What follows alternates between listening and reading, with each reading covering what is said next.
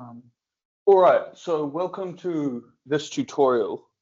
So basically what I'm going to show you is how to solve the inverse problem.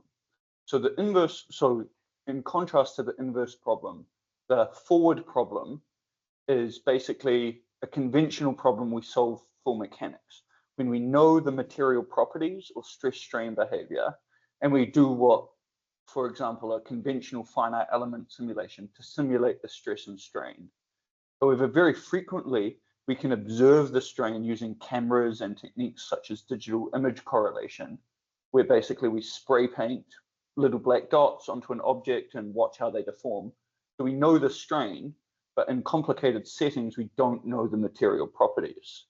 So basically what we're going to do in this tutorial is completely from scratch. We're first going to do a finite element analysis. Finite element analysis for an object. And this is going to give us, so we have our object here.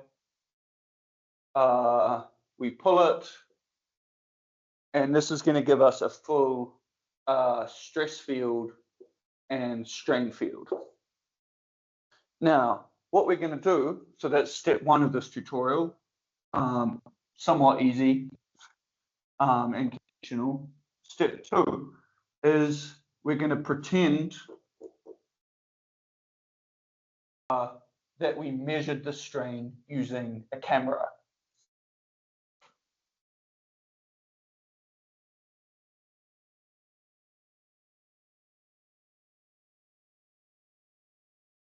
So just, pretend we measured the strain and using, digital image correlation, I guess. And we measured the strain. We don't know the stress.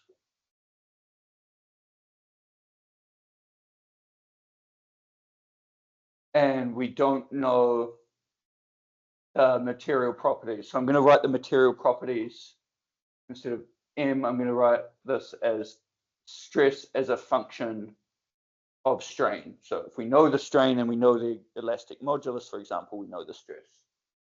Now, in kind of simple settings with homogeneous material and elastic deformation, this is not actually a very interesting problem. It's kind of easy to solve. You could just, for example, try a bunch of different elastic moduli and see what gives the strain field that most closely matches what you observe.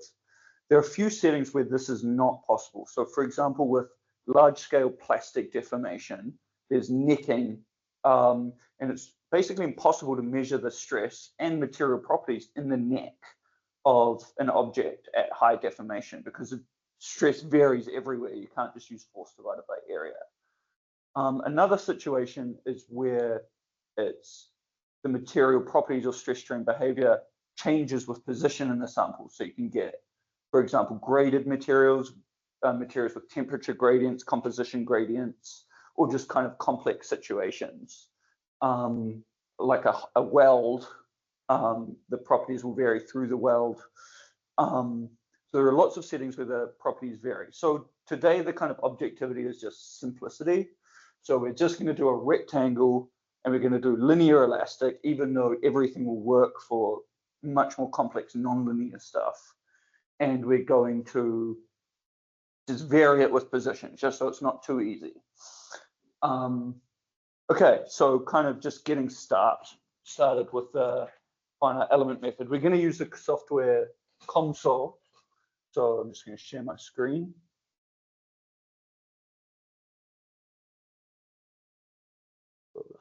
Screen. So here. Okay. Comsol.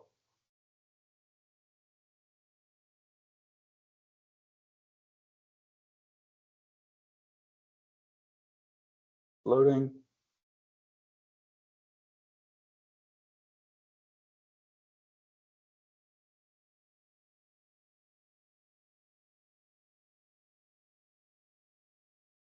Just gonna rearrange my windows. Okay, so this is comsol. So we're just going to set up step one, set up the finite element method. So we're just going to do everything in 2 dimensions. So this will be applicable to like deformations of sheet metal or sheets, or plane stress as well. Sorry, that is plane stress, or plane strain I meant as well. So 2D, and we're going to go solid mechanics here. This is under my recently used, but you're going to have to dig around for that. So the reason you have to select solid mechanics is this software is actually capable of doing all kinds of crazy stuff. But here we're just going to do initially a normal conventional finite element method. I'm going to add that, solid mechanics.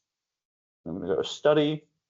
And we're going to do a stationary problem. And that means basically there's no accelerations. Nothing's changing with time. We're just going to apply a stress at the boundary. It's going to deform, but we're not worried about how quickly we apply that stress. So stationary, that's what that means. So done. So this is the interface we have here. So first, yeah, we just set up the geometry. We're going to use a very simple geometry. Again, the kind of goal is just speed. So width 2 meters, height 1 meter. That kind of works. Build all objects.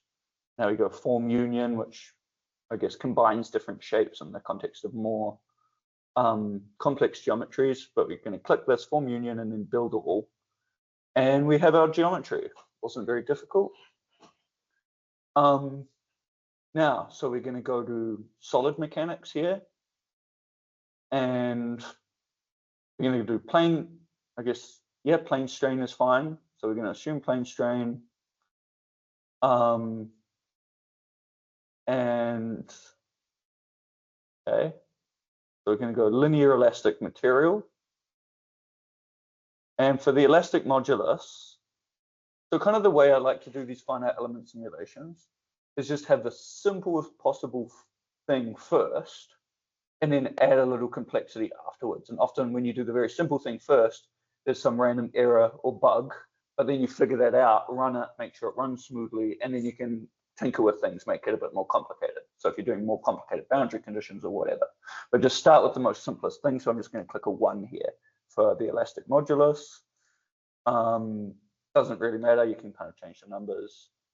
0.3 for the Poisson's ratio. Density actually doesn't matter because there's no kind of acceleration, but I think it wants a value, so we'll just give it a 1 here. Non-linearity, so we're just going to assume geometric linearity, and that's valid when the strains are very small, for example, less than 1 or 2%. And again, this method, I'll mention it a bit later. I'm actually going to write a quick note so I remember how to extend this to large deformations. So, and that would be geometric nonlinearity. So making that note, okay. Okay, so that's the material. Yeah, I don't think anything's too important here. Okay, so boundary conditions. So this first boundary condition, I guess I'll make it. So right click on solid mechanics, boundary load. We can add a boundary condition. So we can just click this boundary here, this boundary 1. And I'm just going to apply a force of, so elastic modulus. So this is force per unit area. So elastic modulus was 1. Maybe we want strain on the order of 1%. So I'm just going to do a force of minus 0.01. So that's minus in the x direction. So that's pointing left. My left, yeah. It looks like I'm pointing right because the camera. Yeah, so minus 0.01 in the x, and that should give around 1% strain. So that's fine. Now we're going to add a fixed constraint on the other end. We'll select this boundary on the right-hand side. And I think that'll just default to u equals 0. So u is, and right here, it's a displacement vector. So the displacement equals 0.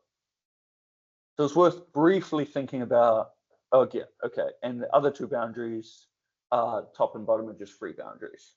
So just to briefly comment on what we're going to see. So the left-hand side is going to be fixed, and the right-hand side, sorry, I'm mixing up my left and right. The side we're applying force is going to get pulled outward, and because of Poisson's ratio is finite, it's going to get thinner as it gets pulled out and stretched. Now the left side can't get thinner because it's kind of constrained with displacement, so it's kind of going to stay wide. So it's going to get thinner and more stretched out as we move further away from the fixed displacement boundary condition. Okay, so that's fine. These are all the boundary conditions. Mesh, not too worried about mesh, but build. And we'll do a little finer than that. That to me just seems insanely coarse. Sometimes it doesn't matter. Especially this computation takes like a fraction of a second, so there's no reason not to do a little bit finer than that. Study one, and then you just should click compute. We'll see if there's any bugs. Okay, no bugs, so that's nice. So just zoom out. So that's kind of exactly, so it stays a bit wider here. We have stress concentrations at these corners, and it kind of gets thinner as we move away from this boundary. So yeah, exactly what we expect. I think that's fully valid and accurate. I guess one comment is we're not too worried about simulating any particular real life situation. This is kind of just problem. So I'm not too worried about these various assumptions that we're talking about and their validity, because we're kind of thinking about this in a theoretical way. If we did have this deformation, and later in this tutorial we're going to prove that if we measured a deformation like this, that we could solve for the stress without knowing the material properties. So I'm going to make this a little bit more complicated, and the way I'm going to make it more complicated is, as I mentioned before, I'm going to change this elastic modulus so it changes with position. So I'm just going to write any random function here. Obviously, I don't want the elastic modulus to be negative or something crazy. So I'm just going to go say plus 0.2 times, maybe 2 times x plus 0.3 times y squared, for example. Let's add some numbers here. Why not? Just make it slightly less. Yeah, anyway. So now the elastic modulus is going to increase as we go this way, and it's going to increase as we go this way. So it's going to be a much stiffer material near the top than the bottom. So it probably will bend around as we deform it. And I'm just because it's fast, I'm just going to go extremely fine for the mesh. Study, compute. Okay, you can see it solves in a fraction of a second. Okay, so that is basically a conclusion of step 1 on the board. And just FYI, step 2 is going to take much longer. But yeah. Okay, so that's step 1. Now, step 2, basically, my eraser, we're going to have to kind of talk about how we handle this problem and how we're going to approach it. So I'm going to kind of explain the approach, and then we're going to go back into comsol, and we're going to we're going to export the strain data from here. We're going to start a completely new comsol simulation to solve for the stress field when we don't know the material properties. So I just want to start with a simple problem. So imagine we're in a 1D universe and we pull this with a force F here. Now, we could have some complicated material properties that change as a function of position, like we did before, but it's obviously fixed at this end. and it has a constant cross-sectional area. So it's trivial to just divide by area and go between force and stress. It's the same thing. So the main way we might solve this is we might divide this numerically into elements like this. And if we think about the first element, what do we know? So we know this first element has a force here. But we also know that the sum of the forces equals mass times acceleration. And let's say we did DIC and we measured the acceleration, and we know the acceleration is 0. It's just a very slow deformation that we're talking about now. We know that there's a force down here. So the force here must be equal and opposite in this upward direction. So we know the force here. Then we can apply the same logic to this second element here. So for every action, there's an equal and opposite reaction, force downwards, F that way, force upwards that way. And we can keep going up through the entire thing and calculate the force and or stress everywhere. And we didn't need to know anything about what the elastic modulus was. So that's kind of a very crude idea how we do this calculation. Now, I want to draw your attention to a couple of things. So the first thing is that the calculation, when we do the calculation, it has a direction to it. So we start at the bottom and then we calculate force or stress here, calculate force here, calculate force here, and it goes through the material out and out the other side. Now, this direction quality is quite a physical thing. So imagine I have this eraser and I push with my hand the eraser against the wall.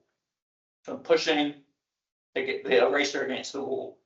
Now the force is going through my hand, through the eraser, and out the other side into the wall. Just like if we had a pipe with fluid goes in one end, it goes through the pipe and out into the wall. So it's very similar, so the flow of stress or force through an object, even though it's not literally flowing like a fluid flow does, but mathematically it ends up being the same kind of idea. And in addition to fluid flow, we can think about wave propagation. We'll actually be using the wave propagation function in comsol later to do this calculation. A related thing, another point related to this, is that we could have equally, if we knew the force here, we could have equally done this one first, this one first, this one first, this one first, and down.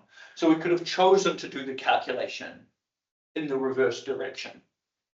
And so that choice will become, yeah, that's relevant to the 2D case. We'll have some choice about how we do the calculation. But we kind of have to be consistent. We can't calculate up here and then go down for a bit and then up. We kind of have to uniformly choose which direction we do the calculation in. So that's very important. Okay, so the next, I'm actually just going to derive analytically the equation for this, just to show you it in 1D, and then I'll just give you the version in 2D. So the equation is, imagine we have an element, delta x, here, and eventually we'll take the limit as delta x gets really small, but it has a constant, and we want to calculate how the force changes. So we want to calculate the difference between this force and this force. And so that'll be delta F. So what do we know? Well, we know that the sum of the forces equals mass times acceleration. Now the sum of the forces is just this force minus this force there. So it's it will add up to the difference in the force. So delta F equals, now the mass is volume times the density. So the volume is the cross-sectional area times delta X times the density. So that's the mass. And then this is acceleration. Now, I'm going to divide by delta X. So we have separate delta F by delta X equals cross-sectional area density acceleration. and take the limit as delta x tends towards dx and delta f tends towards df. So we get this equation, df by dx equals this. And now, so what we can do if we want, we can divide the area is constant, right? So that can go inside the derivative. We can get F divided by area, which is the stress in this 1D case. So we can have d sigma by dx equals rho times acceleration. And here we just assume acceleration is 0. And this gives us exactly the same answer. So df by dx, the gradient of force is 0. So as we go through here, the force is constant, right? That's the solution to this equation. Okay, so I just wanted to see you to see that. Okay, so that's the 1D case, and it's somewhat simple. And just to, hopefully I'm not belaboring the point, but there's no assumption about elasticity here, right? It could be very nonlinear properties. It could be quite complicated.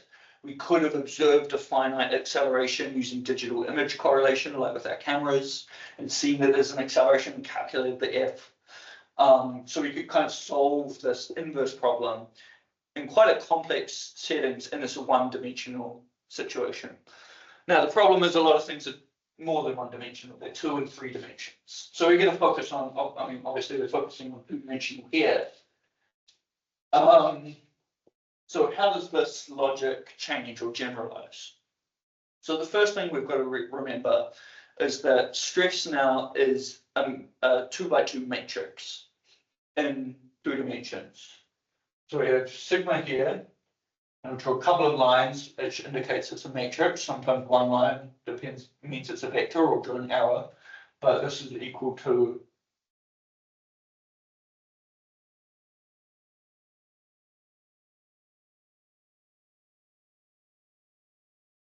so this is our matrix. And how do we think about this matrix?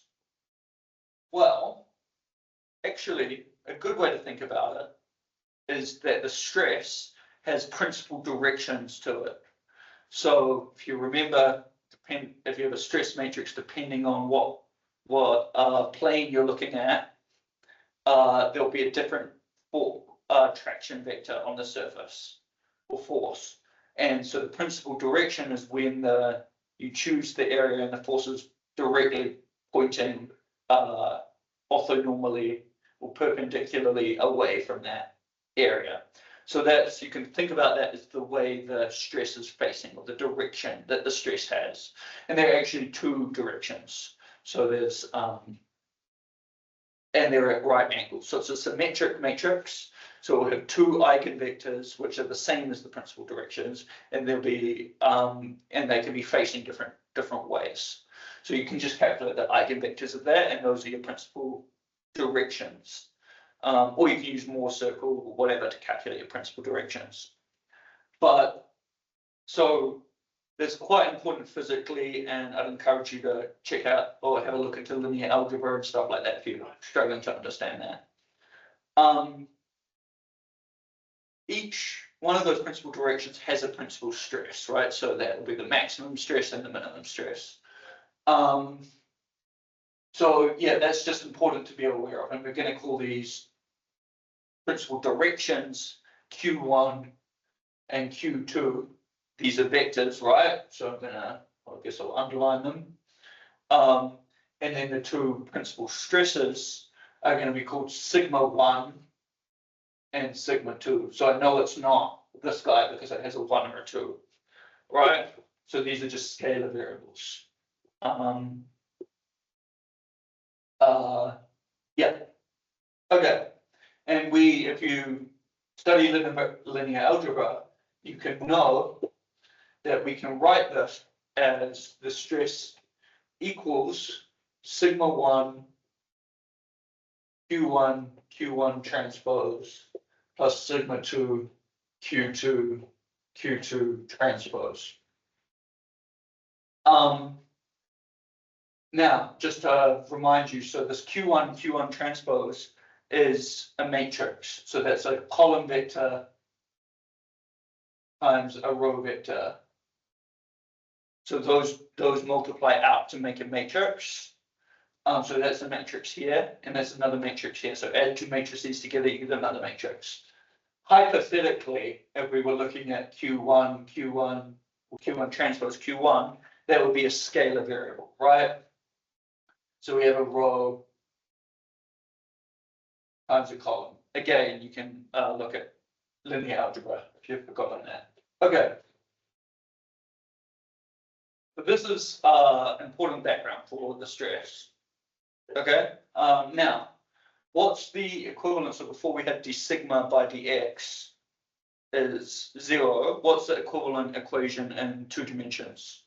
Well, we have I'll just write it out.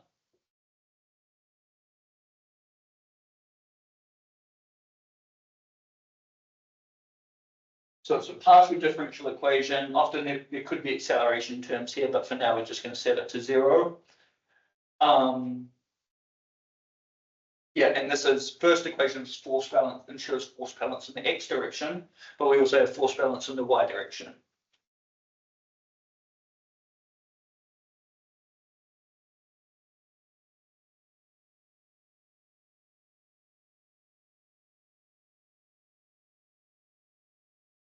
So this is our equation. And we can write this slightly, or very concisely, as the divergence of the sigma matrix or stress matrix equals 0, and this is actually a 0 vector. And if you're, so obviously most people have seen divergence of a vector before, that leads to one equation. Just adding them all up. So divergence of a matrix leads to several equations, right? Depending on how many rows the matrix has.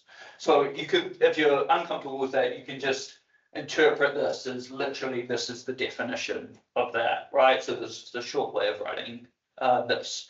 And whatever we have is the components of this matrix, we just plug it into here. And yeah, so you can think of it as just a definition of divergence if you like. So we can, now, there's a little bit of a problem here. So before, in 1 dimension, we had, I'll stand over here. In 1 dimension, we had one equation and one unknown. So one equation, force balance in the y direction, one unknown, stress. Now in 2 dimensions, we have 2 equations, force balance in the x and force balance in the y, but we have 3 unknowns. Sigma xx, sigma xy, obviously this is symmetric, and sigma yy. So we don't actually have enough to solve the problem.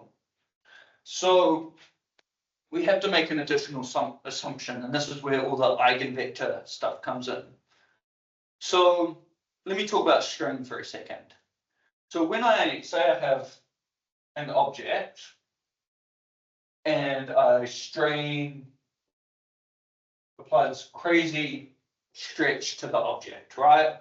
So this is the object initially, and then I stretch it. This, if I imagine an imaginary circle here, so just draw a circle there, that circle will become a stretched ellipse as I deform it. Now, when this circle becomes, so I'll draw it bigger. When this circle becomes an ellipse, this ellipse has a particular direction associated with it. And it also has another direction associated with it. And those are the 2 directions which are called the principal axes of the ellipse. And they're also called the principal directions of the strain.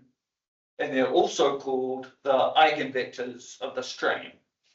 And so basically what we make an assumption, we say, if we have a material and it's isotropic and we pull it this way, we think the stretch will be this way in exactly the same direction. And so that's always true for isotropic elastic materials. And there are also similar relationships for plastic materials and stuff, but that's to do with strain rates and stuff like that. But for isotropic elastic, we can just assume that the eigenvectors or principal directions of the strain are the same as the stress. This is a very reasonable and accurate, completely correct assumption. So now we know the strain, right? We measured it using our DIC, our very complicated camera setup. We didn't use finite element method or anything. No. So in theory, we measure the strain. So we can actually, we know what the eigenvectors of the strain are. So we actually know what the eigenvectors of the stress are. So, and if we count the unknowns, we have unknown here, sigma 1, first principal stress. Unknown here, sigma 2, second principal stress. But we know these eigenvectors. So we actually only have 2 unknowns instead of 3. So, and we have 2 equations. You can see where this is going. So basically, we combine this all together into the equation that we solve to solve the inverse problem. And that's the divergence of sigma 1, Q1 transpose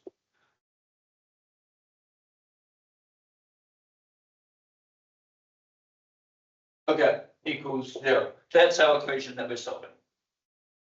So we solve this just like in the one-dimensional case. Any other assumption, like very complex nonlinear behavior of the materials, heterogeneous materials, like different properties in different locations. We have 2 equations and 2 unknowns. So we're happy. We can solve this equation, and that's the kind of fundamentals of this method. Okay. So there's a lot to kind of explain here before we dive into comsol. So there's several more things we have to explain. So I'm going to have to explain how we put this into comsol. We have to do a little bit of manipulation and work before we can do that. So that's our equation. Why can't we just type this into comsol? So what comsol accepts, because comsol requires a different format for the equation. So what comsol wants is du vector by dt, and we see this as time, and we don't have time, remember here, this is just space. But du by dt, this is what comsol wants, plus divergence of some matrix gamma, which is a function of u, equals 0. So that's what comsol will accept, and we can choose u to be anything such that it solves the problem. So we want to kind of convert this into this. Now, the first thing we know, or like the kind of idea we have to convert this into this, is if we have some u, and say this part's all right, and we solve the problem, or we run a simulation, and we wait for a long time. So maybe simulation's happening, and things settle down and stop changing with time, because we run the simulation long enough. This term disappears because there's no problem with time, right? So what we can do, so we don't really need to worry about this term. We can just put kind of anything in there, and it will, if we run it long enough, it will just disappear, and we just have this equation, which looks awfully similar to this equation. Divergence of something equals 0, divergence of something equals 0. And in fact, I mean, obviously it is the same, right? So we can just write d anything by dt. We just run them for a while and it will disappear. Plus, and this gamma is obviously going to be equal to this sigma, right? So as long as we set gamma equal to 0 plus divergence of sigma equals 0. So yeah, now, so that's all fine. So we can kind of use this format to solve this problem, basically. But we have to still specify what U is. So let me find the eraser.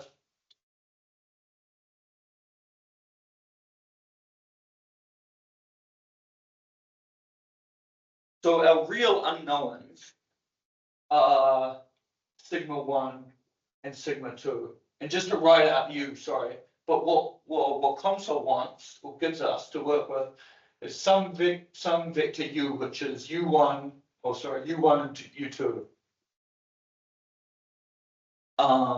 That's the vector of U's.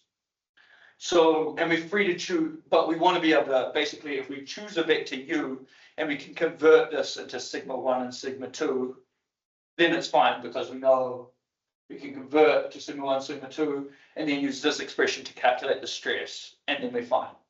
So what we're going to do is we're going to say U, the vector, equals sigma 1, Q1, plus sigma 2, Q2. Now, why have I chosen this? Well, what we can do is we can imagine we do Q1 dot product with U. Now, this Q1 multiplies this term. This is just a scalar. This is a vector, right? So Q1 dot producted with itself is 1, right? They're just two normal vectors in the same direction. So this is going to be sigma 1 Q1 dot producted with itself dot product, but that's just 1. So it's going to be equal to sigma 1 plus, and it's going to be the same thing here, except it's going to be Q1 dotted with Q2. And remember, they're at right angles. So two things that are at right angles are automatically 0. So actually, it's going to be plus 0 here. So Q1 dot U1, Q1 dot U is sigma 1. Q2 dot U, for the same reasons, is equal to sigma 2. So we can, if we have a U, we can easily just do dot products of Q's to get out sigma 1 and sigma 2. So that's the kind of idea. So all we're going to do is, so remember, comsol requires, so if we say U equals this, and then for this divergence, instead of sigma 1 here and sigma 2, we're going to write U dot Q1 and U dot Q2 here. So we have U and we have all these Q's, but we know Q because we just assume it from DIC. So we have this expression, and then we can add a plus du by dt, and that just disappears off to 0 if we run the simulation long enough. So, and that will solve the same problem. And once we solve the problem, we solve for U, and then we can just solve for the principal stresses and the stress generally. And once we have the stress and the strain, we have all the material properties, right? Because the material properties is just the relationship between stress and strain. So yeah, that's how we convert the equation. All right. Now, the last thing we have to talk about, quite a lot to talk about here. We'll get back to comsol very soon.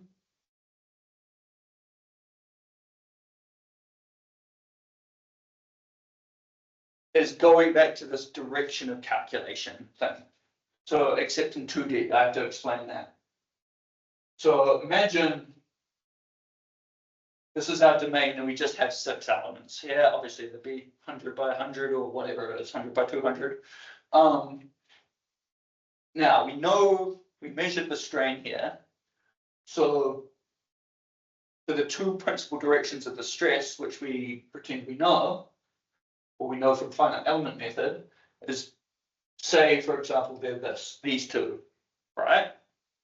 Now, these principal directions are just eigenvectors. So actually, if this is correct, then we can actually multiply this one by -1, and this is also correct, right? So the second picture is a 90-degree rotation of the first picture. Also, this is correct, and so on. You can see this idea. So there's basically several possibilities of how to choose these directions. Now, say we've chosen this direction, and imagine we choose this direction here. And these are neighboring cells, right? Now what happens is basically we get, this controls what direction the information goes through and the direction of the calculation, basically. So basically all I have to say is that we want to choose this to be the same or as close as possible to this, so there isn't any like weird contradiction or anything. Obviously they'll be a bit different because the strain's different as we move along, but there shouldn't be any like sudden rotations or switches. So what we're going to have to do is, before we get back into comsol, we're going to have to export the strain data. We're going to have to calculate the eigenvectors of the strain. Then we're going to have to just make sure we choose all the directions consistently. Then later we'll import that data into comsol and do the calculation and the way, and I'll talk you through that. So all the theory for now, or we'll come back. Practical point. So remember, we did step 1, solve the finite element. Step 2, use comsol to solve the inverse problem. Now I'm going to break this up into step 2A, B, and C. A is basically we have to go from strain to consistently defined eigenvectors. And we're going to actually go into it and do this in Python. Second B, we're going to enter the equations into comsol, and C will be boundary conditions.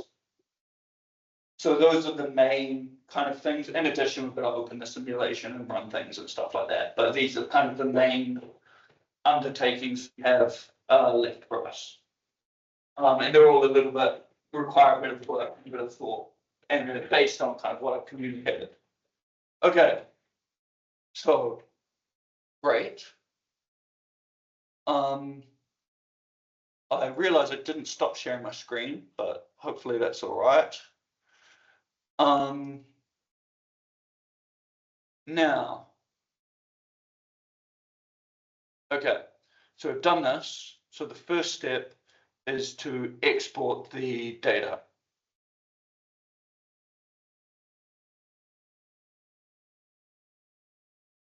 So export.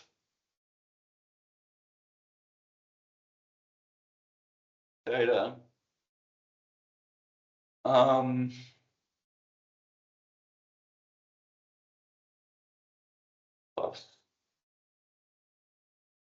First component, solid mechanics, stress.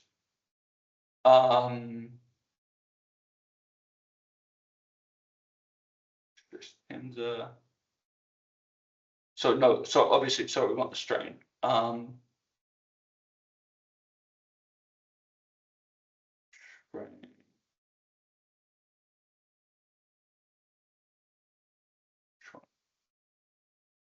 Strain tensor, yeah, solid.exx. And just getting the notation right, and we want exy as well. So it's a symmetric tensor. And solid dot EYY. Okay, that's fine. Output. Okay. So text.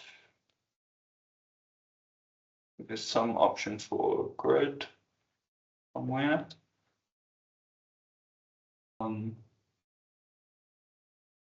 Strain output. I think it's just grid.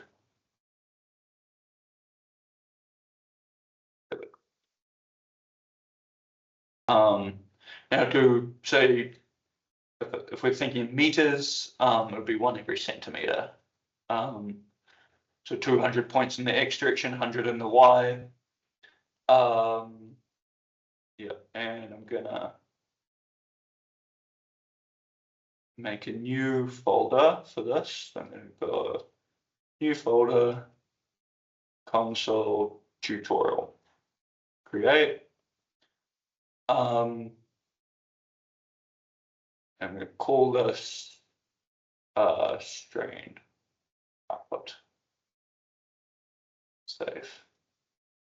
I'm also going to save the simulation under console. And I'm going to call it finite element method. Yeah, finite element method. Yeah, that'll do it. So let's just have a quick look at this file. It didn't say I have to click export here.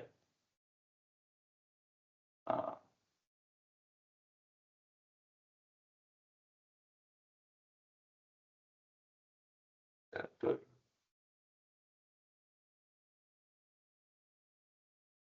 Okay, so this is what this looks like. This always makes sense to have a look at the data. Yeah. So basically, yeah, here it's got the X position. It's got the Y position, so Y is constant for a while, X is increasing, and then we have the X, X, X, Y, and Y, Y component of the strain. And obviously X, yeah, X keeps increasing, and then Y eventually starts to increase. So big long file, so very nice. Okay, so now we're gonna do that manipulation. So we kind of want to import the strain into Python, basically. And we're going to calculate the eigenvectors everywhere. And then we're going to go through and rotate the eigenvectors so they're all consistent. Then we're going to rewrite a new file that I can import into a new comsol simulation. So it's not 2023 anymore. It's so we don't code by hand. We use ChatGPT. So let's give it a go with ChatGPT. And yeah, so I'm quite impressed with the new model 01. Seems to not make a lot of the mistakes that the previous one does, but it'll be interesting in a couple of years to see where that goes. So a common way to prompt, because this is going to be a relatively complex prompt, is to just kind of structure the prompt like this. So we put the instructions between here, and then we're going to go file format, or format example maybe. File format example. File format example. And I'm just going to copy and paste just the early part of that file there. So instructions. So I want you to import this strain data into Python.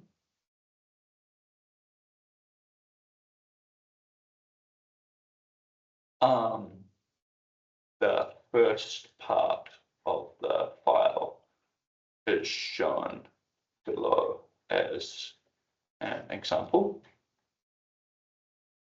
And let me do bullets. So I've kind of coded this before, so I kind of know how to write this code to do the manipulation. So I'm just going to tell it what to do. But so I want, so make an array of the strain data A, I, J, K, L. where I and j index the steps in the x direction and y direction, and k, l correspond to the component of the strain tensor. So A of some ij and then all the KLs is a symmetric strain tensor. I'll copy the XY component also to the YX. So we've got all the data there. So that's just kind of importing and managing the data a little bit. You can assume a regular grid, but the step size number may change in the future. So that's if we want to refine the grid, it will just automatically have a look at the file and see how many X and Y steps there are. Okay. So next, iterate through all ij and calculate the eigenvector matrix Q, where the columns of Q are the two eigenvectors. And it should just be smart enough to assume it's symmetric, which means it's a slightly different Python function to call. Makes it faster and more accurate. So we've gone through structured the data in a similar format to A.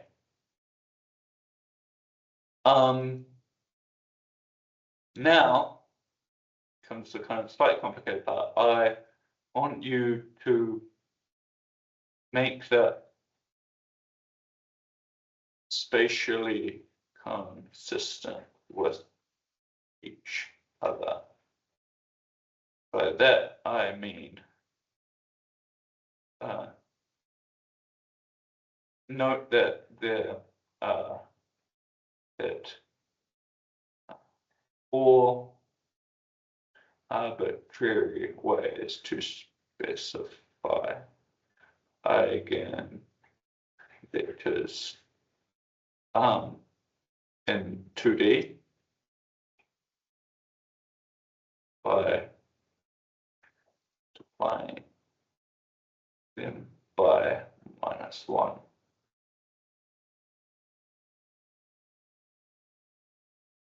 Change.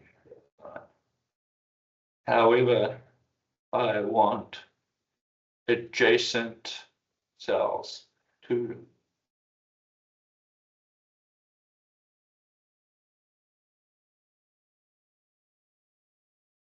in as consistent a way as possible.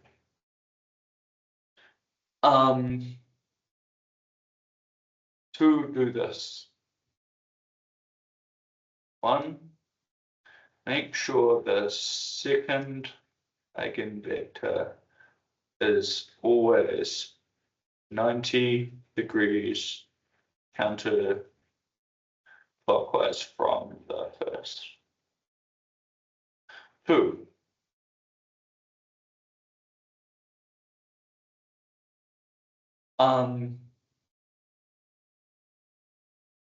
pick a first cell and choose the eigenvector direction.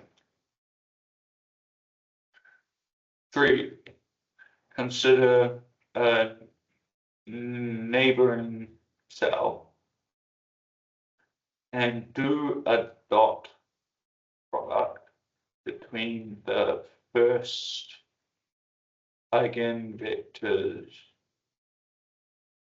of both cells. you should rotate the eigenvector of the neighbor cell 90 degrees, 180 degrees, 270 degrees, and 0 degrees to see when the dot product is biggest. And obviously they'll be the biggest when they're close to facing the same way. And choose that rotation for the neighboring cell. Apply to the first and second eigenvector. 3. Iterate through all cells choosing the direction consistently. Okay, so that should work. Do a plot, and so but we'll need to check it, of the angle of the first eigenvector and second eigenvector. Use a periodic color bar because that's angle. And that just means like 359 degrees is the same color as approximately as 360 degrees, which is the same color as 0 degrees. So it kind of loops in the period. It doesn't go from blue to red, so you get a sudden red that's hot at 360 degrees and then jumps to blue when it's 0 degrees. Okay, so that's the prompt. ChatGPT should work, and haven't had any problems with this kind of thing in the past, but we'll see. So while it's thinking, I'm gonna open my code editor. So I recommend Visual Studio, but yeah, anything is fine. That's just what I like to work with.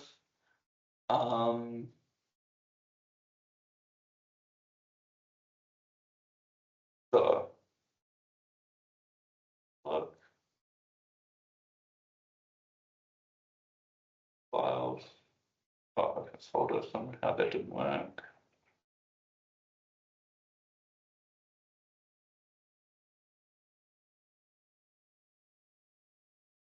Okay.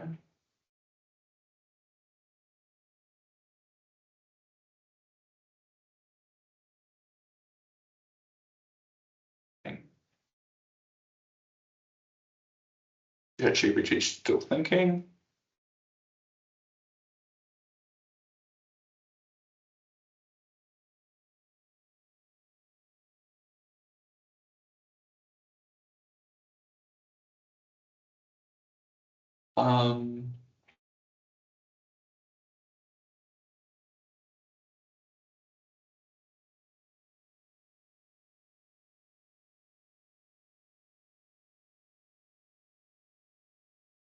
Okay, so yeah, just managed to open Visual Studio Code.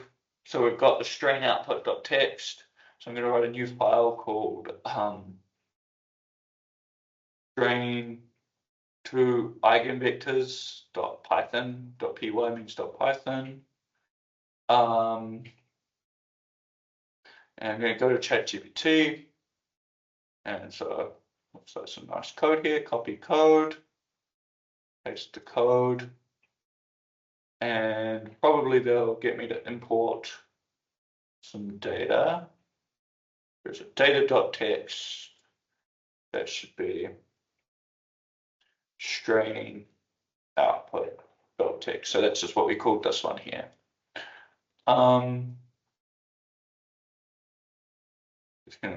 So just, and I use Anaconda for my Python, so I have to write conda activate py312, which is a good way to manage packages in Python. And I'm going to go Python and save this. Sorry, because it won't work.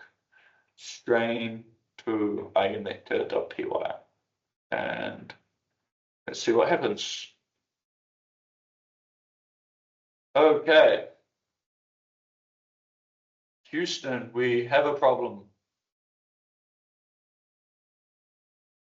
Wait, do we have a problem?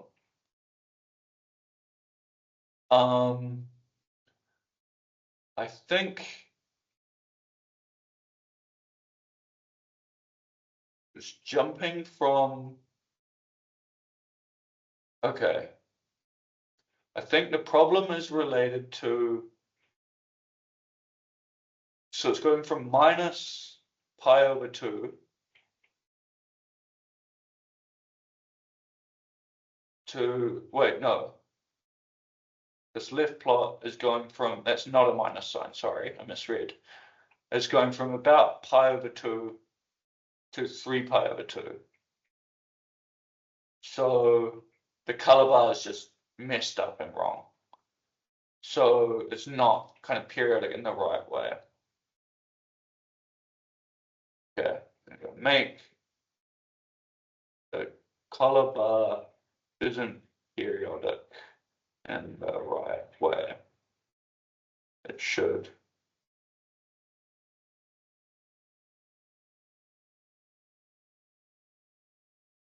It should, yeah, hopefully that figures it out.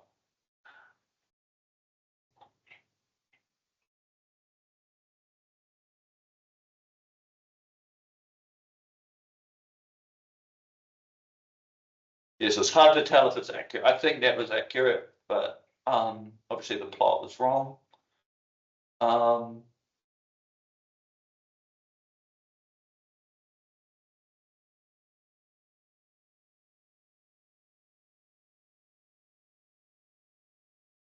Okay. This is just step 6, I think.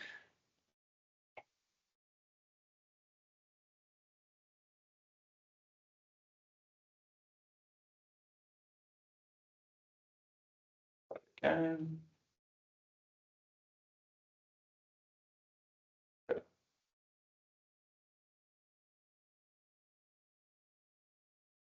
Okay. So I think we have a real problem here. Now, what I'm going to do is instead of debugging this, I'm going to basically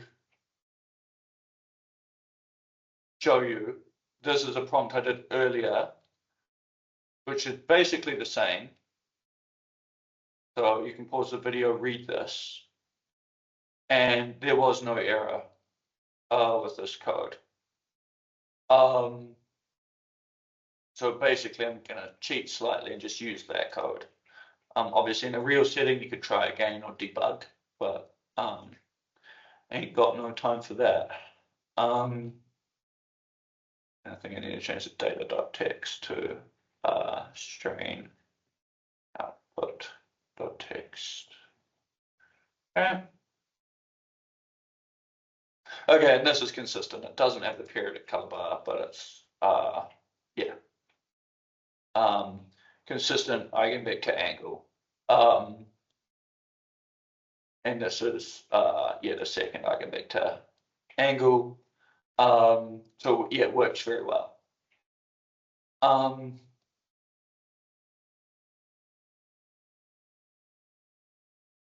Now I'm going to renew.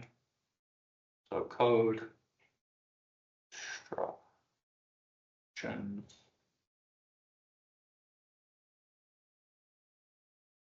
code. So there are a couple more things I'm going to want.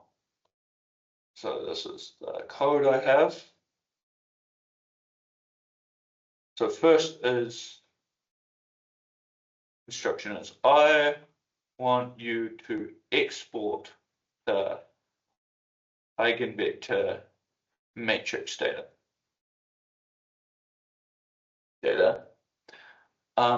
In a CSV type file, but not comma separated space separated.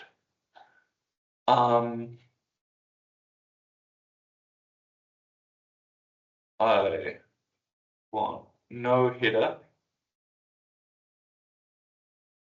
I want the column to have X position, Y position.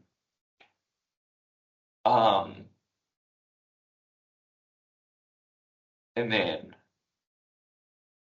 the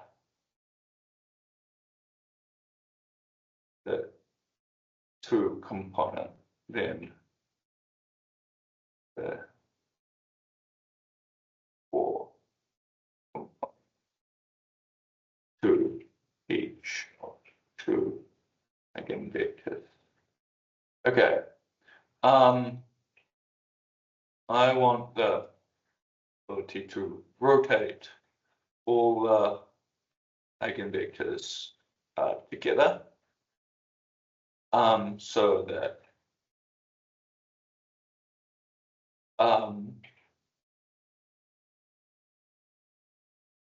by I times 90 degrees, where I could be 0, 1, 2, or 3.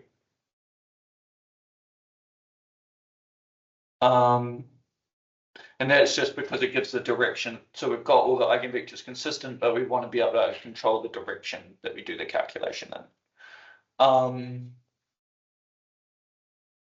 Okay, and I'm thinking, yeah, that should be fine. Hopefully it understands. See.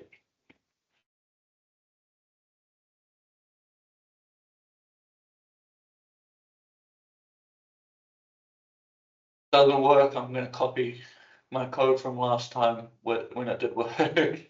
So no need to worry. Oh.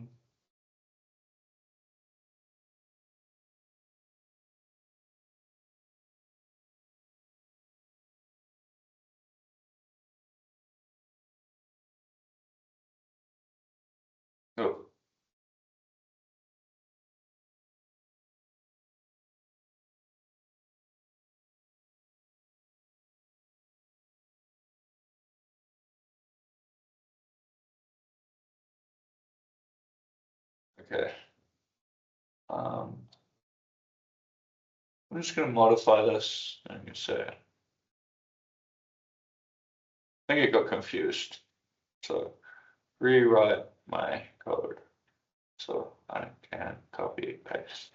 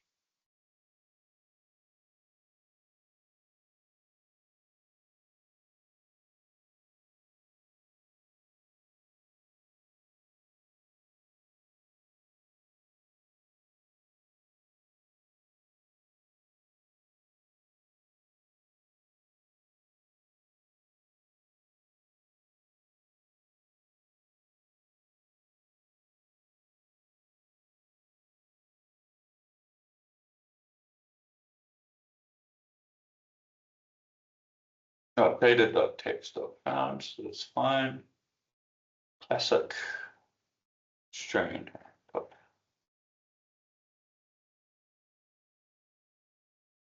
Into rotation number, so 0. That's convenient, I guess.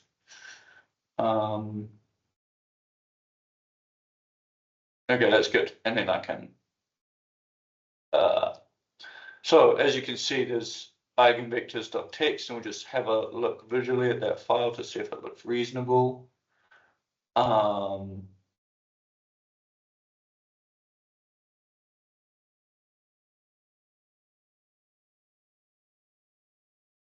of X, Y, and then the 4 numbers here. Good. Okay, very happy with that.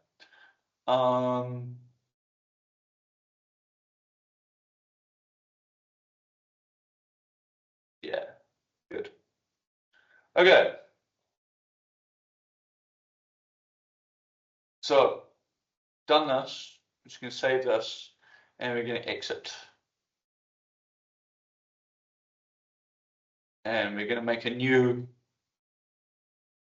whole new simulation. So basically that was on the board as step 2A, is do all that manipulation. So we've done that, now we're back into comsol. So we're setting up model wizard. So we're going to go 2D again. This time we're going to go waveform PDE. So as I kind of described, it was like a fluid, it's like a fluid flow and like a wave. So we're going to add that. So remember, so there are 2 U's now, U1 and U2, so number of dependent variables 2. And I don't have a choice, I have to have time. So doesn't give me an option for not time dependent. So I'm just going to click done. It's a time dependent study. Now, exactly the same thing for geometry. So rectangle, width 2 meters, height 1 meter, build.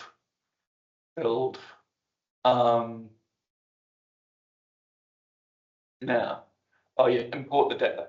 So the data, so for the eigenvectors, the way it's going to be imported is we're going to think about it as a function of position. So we're going to give it X and Y, and this function is going to spit out the eigenvectors and do it in a consistent way. So we have all the data, so the function is also, when it's not exactly one of the xy points, it can just linearly interpolate between them. So we're going to go global, right-click functions, and then an interpolation function, and that just allows us to import the data in the way that we want. So source file, decimal separator point, file name, browse. Pretty easy. Eigenvectors, okay. Number of arguments 2, so arguments is x, y position. So you can have 3 numbers as or 4 numbers as a function of x and y. Okay. So now I think we just import, and then function. Let me just have a look. Find double check. Yeah, okay, that'll make sense. Okay. So I'm just going to quickly stop sharing and show you with the eigenvectors. So I kept referring to them as like this vector 1, that's very long Q, and it's going to be like a vector, and it's going to have 2 components, right? And we have another vector 2. It's going to be a vector. It's going to have 2 components. But you can also just manage these as one matrix. So the first column of the matrix is the first vector, and the second column is the second vector. And sometimes we just call this matrix the Q matrix, and the row 1, column 2, row 2, column 1. It's not symmetric now, and this is just the first eigenvector, and this is the second eigenvector. In some ways, it can be slightly more convenient to refer to sometimes. So I'm going to share my screen again. Okay. So basically, we have 4 things. So Q11. So it's obviously these are going to be the components in the file. So Q11.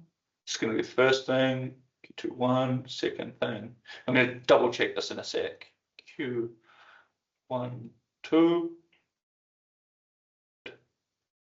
Q22, of course. So I'm just going to have a look at how the code ordered this when it's writing the data. So the Q matrix, compute the angle, prepare the data for export. Okay.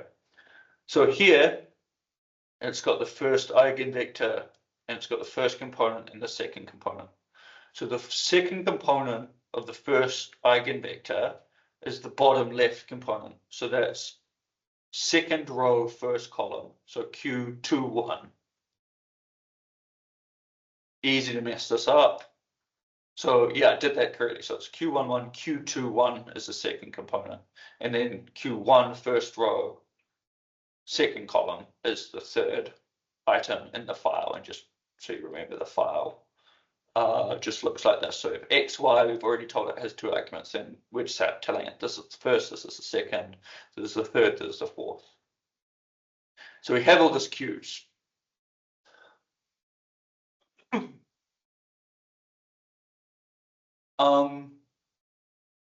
Now, so we go into the PDE, and as I kind of described, it gives, you have to have a U, you have our U, and it requires the equation in this form. So here, this D, or D subscript A, I think, we just treat as the identity matrix. So there's just ones on the diagonal, so it kind of doesn't matter and disappears. And this F is going to have zeros, so that disappears. And then this U is obviously U1 and U2, and we have that here. And then it's this gamma that's going to be the kind of complicated function that we derived earlier. So D here, as I said, it's the identity matrix, so it just disappears. That's fine. And then F is the force on the right-hand side, so we have no acceleration, so that's 0 here. There's just numerical methods, so we won't worry about it. So this is going to be top left component of the stress, top right component of the stress, or shear stress. I guess these two are the same. And then bottom right component of the stress. So it's going to be, we're going to get ChatGPT to help us with this. So ChatGPT hasn't been doing too well today. Unfortunately, it did amazingly the first time. It was just beautiful, came out exactly right. But so kind of comsol, we can't nicely write things in matrix format. We just have to have all the components splattered out there. So it's a bit messy kind of writing stuff. So we kind of get ChatGPT to write the expression. I'm going to describe to ChatGPT what the expression is and what to do, and it's going to write it for me, and then I'm going to copy and paste into the box. So I have an expression for the S sigma matrix, sigma 2 by 2 matrix, which is the following. U dot, so I'm going to write, so remember sigma 1, so U dot Q1 times Q1 times Q1 transpose plus, I guess I'll U dot Q2 transpose. U is a 2D vector. Q1 is Q1. They're all 2D vectors. So U, Q1, and U2 are all 2D vectors.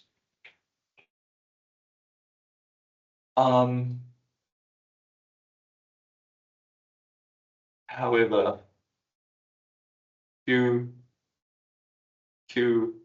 and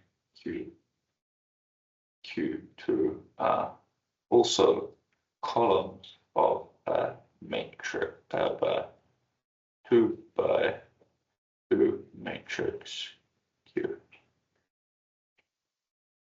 I want expressions to copy and paste into comsol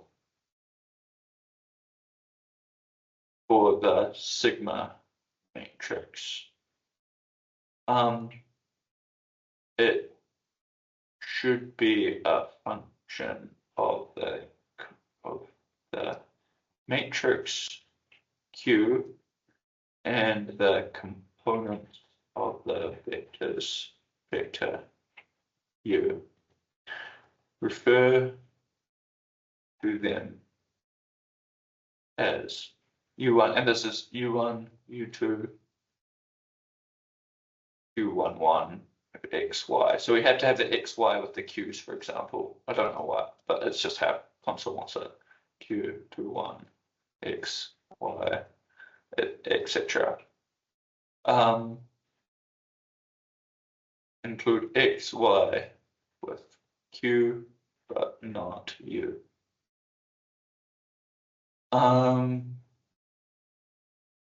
Okay. So this expression is just what we kind of derived here. So it's going to be the gamma, and this is just stress collectively.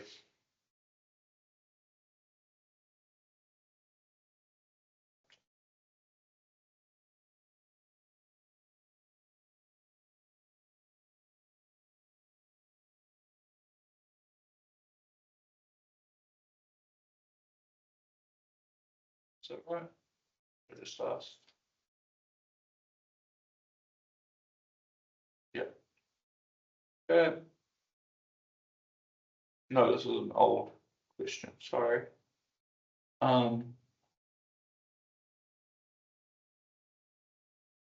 Okay. So ChatGPT is doing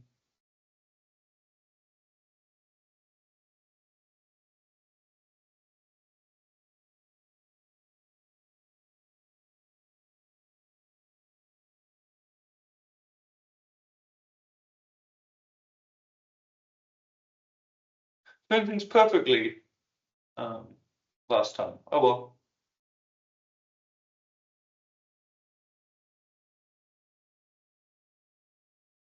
Thank you. All right. Okay, that's sigma 1. So that's just this XX. Sigma 1, 2, obviously stress is symmetric.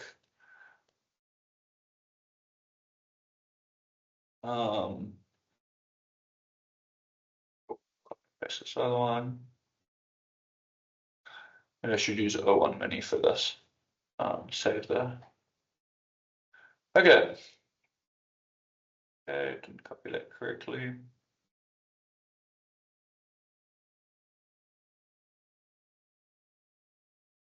Okay. So that is to B, copied the equations into comsol. So the last main undertaking is the boundary conditions. But first I'm just going to quickly run through some numerical, I'm just going to check the numerical side of things. Now this is a bit beyond the scope of this tutorial. Yeah, somewhat. Getting this to be stable took a bit of knowledge about how some of these wave solvers work. But these settings that I'm using now apply to kind of any geometry in any situation, right? But it's just I can't explain fully how it works right now. So linear, and I kind of figured that out somewhat by trilinear as well. That's fine, that's fine. And then here, just walking through all the details.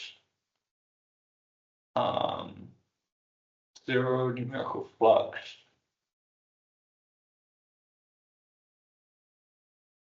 Five.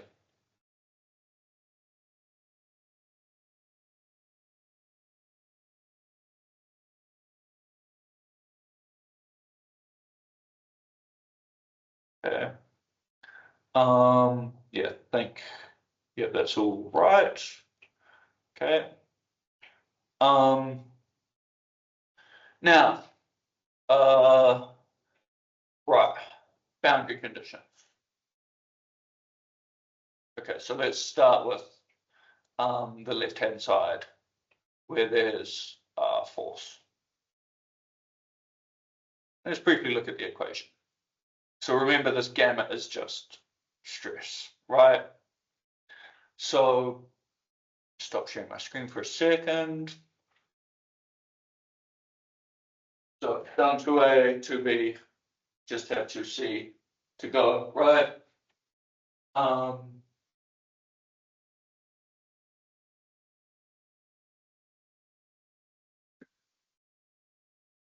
We have our object, and we have it's called traction at the boundary. So stress is when it's in the material and it has all the directions, but once you specify a particular area in a particular plane, stress, which is a matrix, becomes a vector, which is traction. So we know the traction vector is kind of pulling that way. And we know the normal vector, n, is pointing out, always unit outward normal. And we know that this is a basic equation for stress is sigma matrix times the n vector equals the traction vector. So here I think they have minus, and this is gamma for some reason, but I mean, sorry, gamma is obviously the same as sigma, gamma n. And then there's a g on the other side in the comsol. So we're just going to write the force vector there as g. So I'm going to share my screen again. So here, so this is g, and I'll put the minus sign there. So sigma dot n equals t. So t is, this is t is minus 0.01, right, in the x direction and 0. But it's actually minus t because, so obviously this q is 0, but this minus comes here. So it's minus traction. Traction already had a minus sign, so it becomes a plus sign. So this should be, that's the first boundary condition. That's the easy one. The next one's not too easy, but requires, it's a little bit like entering the equations. So flux source, another boundary condition, and this is the outflow boundary condition. So the stress starts here and kind of follows the directions through the material and kind of comes out through the other boundary here. And basically, what we're going to do is so we do the calculation. Basically, we're going to know the stress here as part of the calculation. So we just want to tell the software that the traction here is just whatever it has to be consistent with the stress. So we're not, and that just kind of keeps things, yeah, that basically makes it work. So we're gonna, so the software will know this gamma, and it knows it n. So we're gonna tell it a special, G is gonna be 0, and we're gonna tell it a special Q such that, which will be a matrix, such that Q times U is equal to n times gamma. They both have the minus signs, so that cancels out. So it's positive Q times U equals n times gamma. So I'm going to do a little bit of work on the board to kind of show you how to get this. So stop sharing.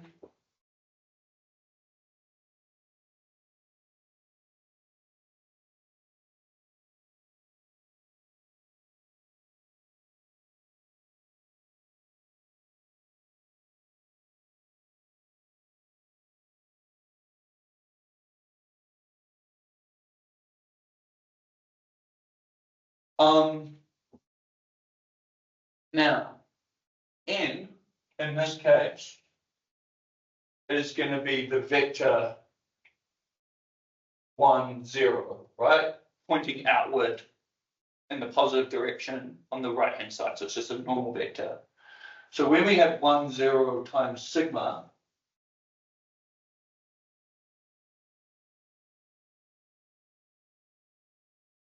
what does that do? It basically, it takes this first column of sigma. So what we want is the first column of sigma, and we want that to be equal to Q times U. Now I'm going to write out so sigma, this is the matrix, right? Sigma equals sigma 1 Q1. Oh no, it's I'm going to write it out in the longer notation, sorry. So sigma 1 is U dot Q1.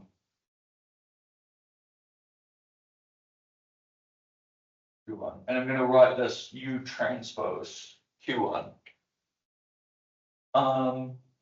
Actually, because it doesn't matter, and you'll see why I do this later, I'm going to write this as Q1 transpose U.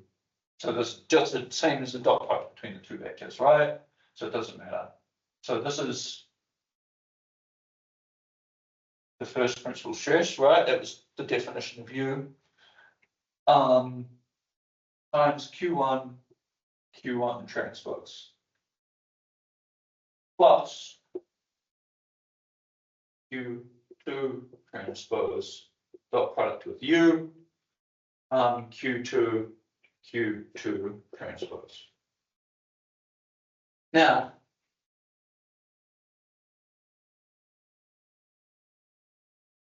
this is the matrix. We want the first column of this matrix. And so I encourage you to look into linear algebra if you don't fully understand this. But basically, the matrix comes, this guy's the matrix. This is just a scalar value multiplying the matrix. Similarly, this is a matrix. It's just a scalar value of the matrix. So we just want the first column of this matrix and this matrix respectively. Now, this is a column, this is a row. Column times a row equals a matrix. If we just, for the row part, just take the first one, that will give the first column of this, right? So we're going to turn this row vector into just the first component, so it's one column. And also this whole thing is one column and the first column of that matrix. Similarly, we turn this row vector into just its first component, so it's just one column. So Q1, remember our matrix, so it's the first Q1 is a vector, is the first column of capital Q. And the first component of Q1 vector is the top left corner of capital Q. So this is Q11.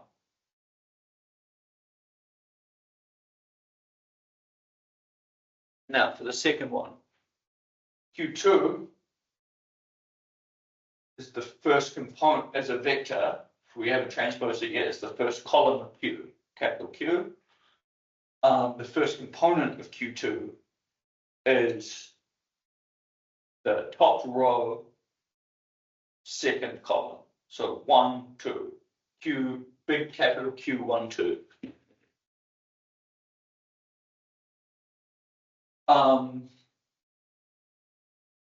Now,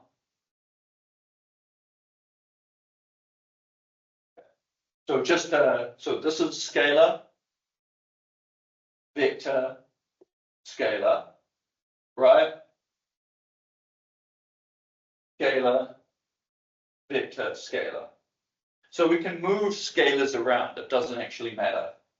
So what I'm going to do is I'm going to change the order slightly.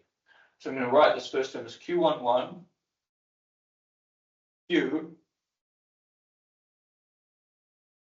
Q1 transpose U. So this, I moved on to the other side. And what we can do, so you need to, if you don't understand this, have a look at linear algebra. Excuse me for repeating myself, but you can move this bracket around. So you can think of this as a matrix and it's multiplying U here. So you can think of this as a whole matrix multiplying U. plus, and do the same thing again. So Q1, 2, Q2, Q2 transpose multiplying U. And so we just get this big matrix Q11, Q transpose, it's 1 plus Q12, Q2, Q2 transpose. That's this whole matrix multiplied by U. And that's QU, and that's equal to sigma n in this case. So basically this thing is capital Q. Now, I'm just going to show you manually how to get the first top. So this is a matrix. Now we need to enter that matrix into comsol. Imagine we didn't have ChatGPT. So I'll just quickly show you how to spell it out, basically. So I want the first component of this matrix. So that's going to be Q11, first component of this, first component of this.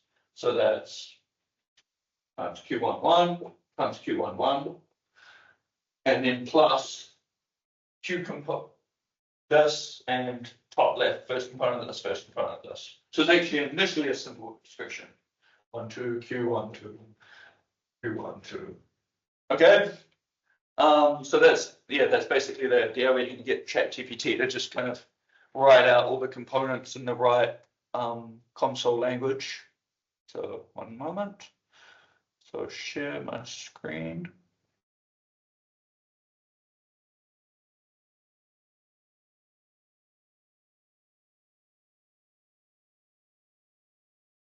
Okay.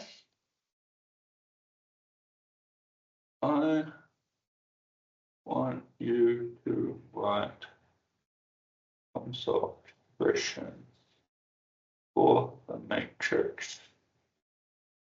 And for the matrix, let's say Q12 times Q1 times Q1 transpose plus Q. So I wrote that wrong, actually, it's Q11, Q12,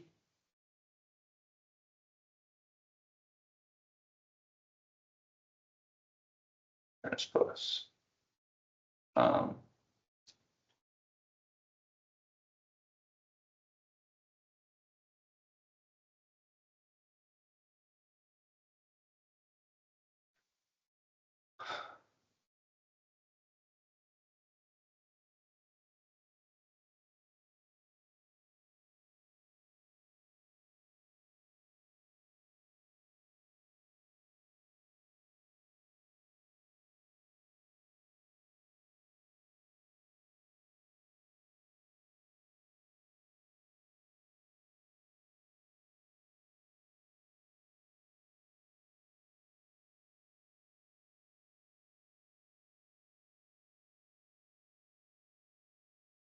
Okay. Yeah, that's all correct. That's just Q11 xy cubed. Yeah. So basically, yeah, for the reasons I explained, that becomes Q. And then G0. So this is first component of Q. And this is not sigma, by the way. Let me just. I think it's symmetric though, so it's okay. But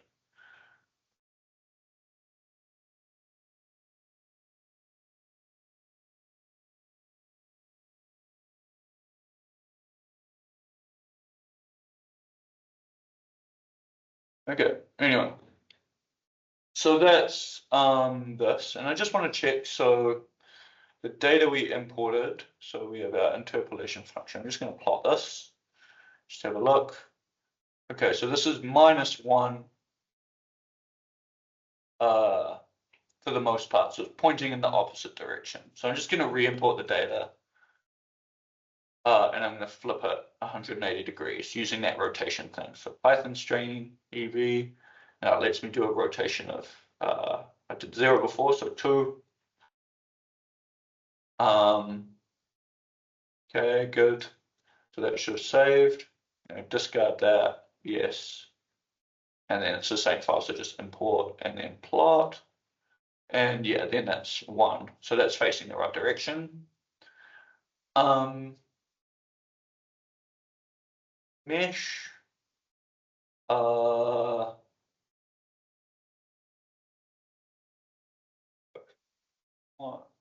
somewhat a bit coarse and we'll make it fine soon. Because this takes a bit longer to solve. This time, there's that time that we talked about. So we'll very likely run into bugs, maybe not, but let's try our luck. Compute. Okay, we didn't run into bugs. Amazing.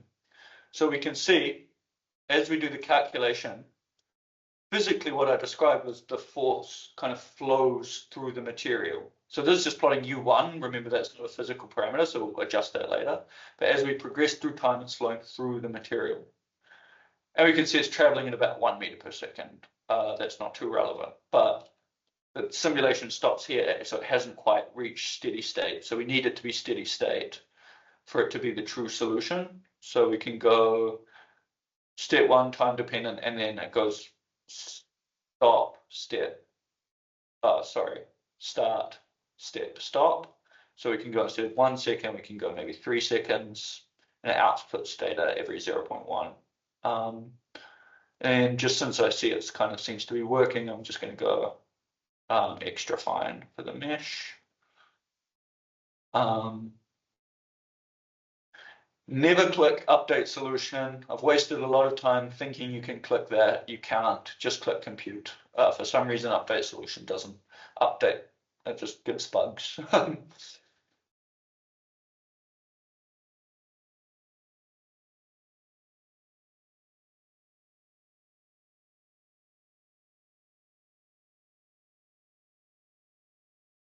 Okay. And so as we see, we can keep going further in time.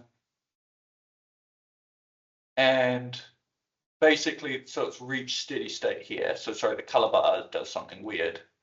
But if we set the max to something reasonable. So there's singularities at the corner, which kind of mess things up a little bit.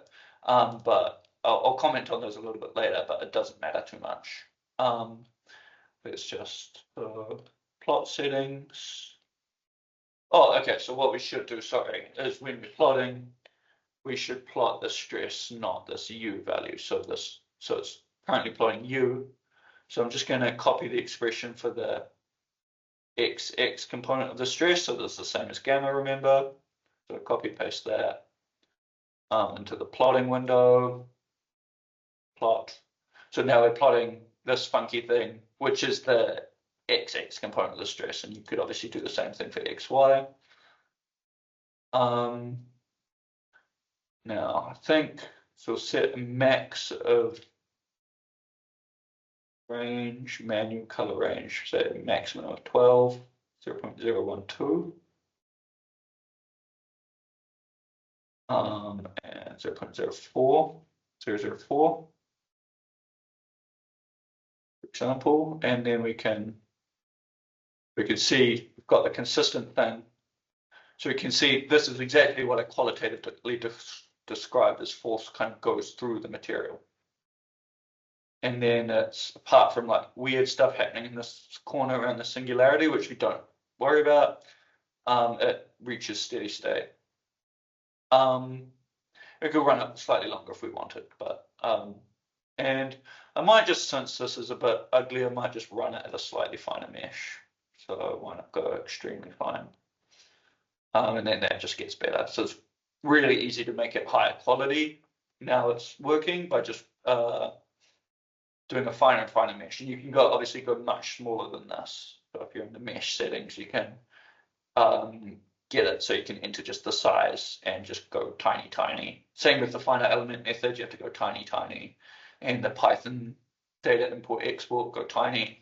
And then you can just get as accurate as you want. So like I got to the point where I did like can run this for like 12 hours. This step is the longest computationally, and it will go like 10 to the minus 5, 10 to the minus 6, but this is kind of halfway loaded right now.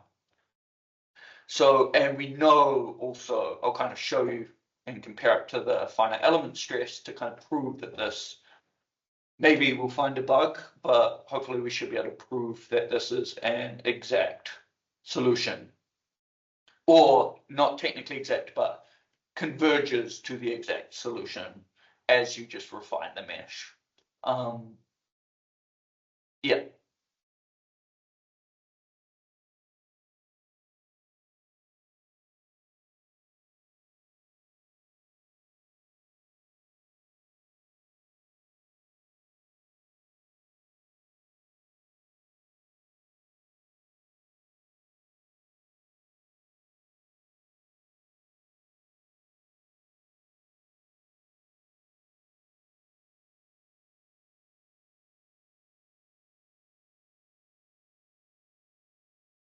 Okay.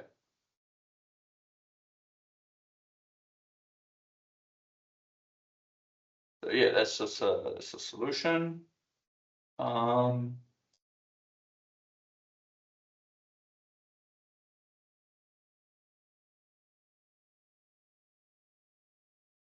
Yeah.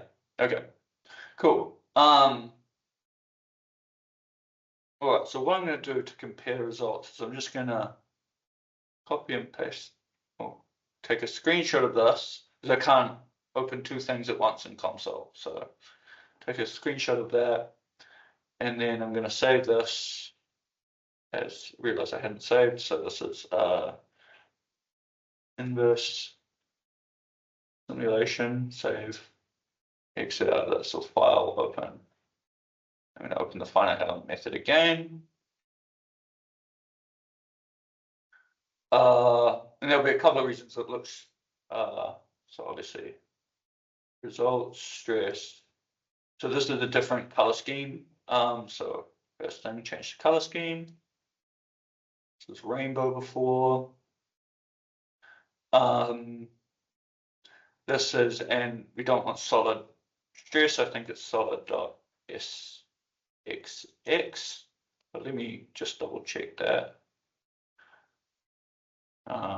Solid mechanics stress.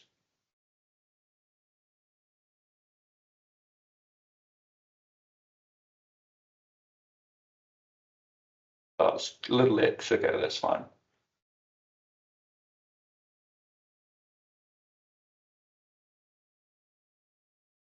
Okay, it's fine. Range 0.0. 1.2 is what we had before for the max, and 0.004. This is showing the deformed reference frame, but we can change that to just change the scale factor to 0, and that will show the undeformed reference frame. And there should be, if I show you this one, or I take a screenshot of this, you should be able to compare this, and hopefully they're the same, but we'll see if there's, there might well be bugs. Often there are little issues or things. Screenshot. First one. Screenshot. Second one. Yeah, I think I'm going to call that's pretty accurate. So let's just zoom in a little bit more.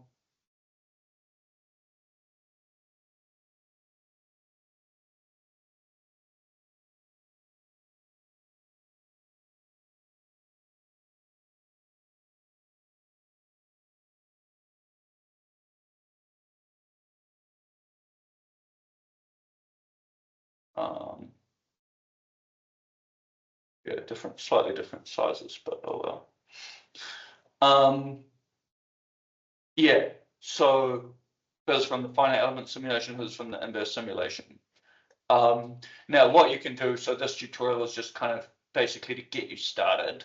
So I'm not gonna import the data. Basically what you do is you import the data, this finite element data into, or this finite element data into comsol, and you subtract it off and you can calculate the error, and then you can run it on finite mesh and just show the error goes down to 0. We've done it before, and it does.